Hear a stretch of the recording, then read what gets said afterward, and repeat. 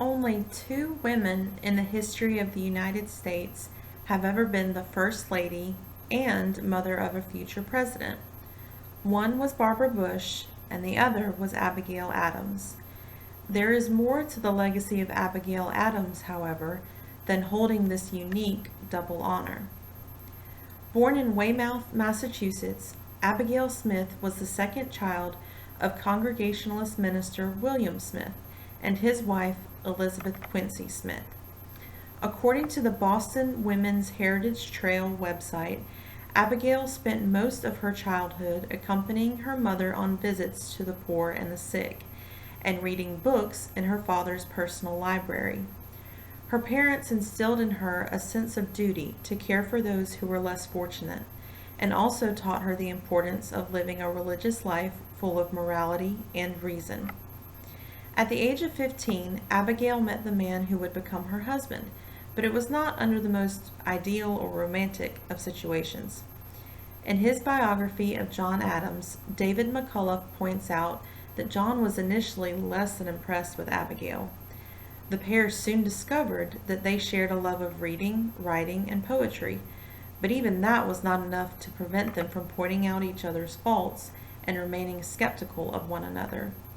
It's probably safe to assume, then, that they would agree with one of our own course guidelines, which states that although man is the image bearer of God, he is still sinful and fallen.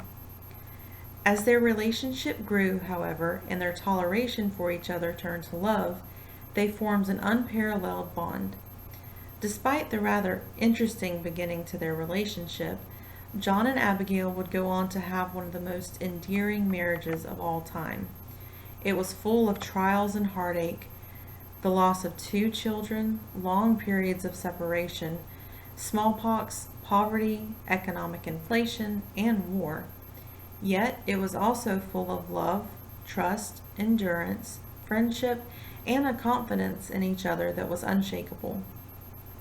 Throughout John Adams' time as a delegate to the First and Second Continental Congresses, Abigail was left alone to manage their home, farm, and finances, and she was also responsible for the education of their 4 children.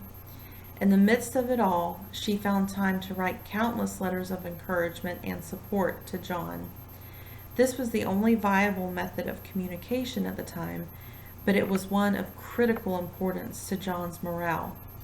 Corresponding back and forth over so many long years, the majority of which were spent separated from one another, gave John the motivation he needed to continue in his work which was absolutely vital to the success of the new American nation. Always conscious of the values her parents instilled in her, Abigail Adams continually reminded her husband to not neglect those in society who tended to be overlooked and forgotten. She recognized that his work of obtaining independence for the American colonies was certainly of great importance, but she also lovingly admonished him in only the way that she could, writing, quote, "I long to hear that you have declared an independency. And, by the way, in the new code of laws, which I suppose it will be necessary for you to make, I desire you would remember the ladies, and be more generous and favorable to them than your ancestors. Do not put such unlimited powers into the hands of the husbands. Remember, all men would be tyrants if they could. If particular care and attention is not paid to the ladies, we are determined to foment a rebellion and will not hold ourselves bound by any laws in which we have no voice or representation." End quote. Abigail Adams strongly pushed her husband to advocate for the principles of equality and representation in his designing of the new government for the United States. By looking at John Adams' own writings, I think it's safe to say he heeded her words of wisdom. Eventually, when John Adams served as the ambassador to the Netherlands and to the United Kingdom, Abigail would join him in Europe and be exposed to the glamorous life and high society there.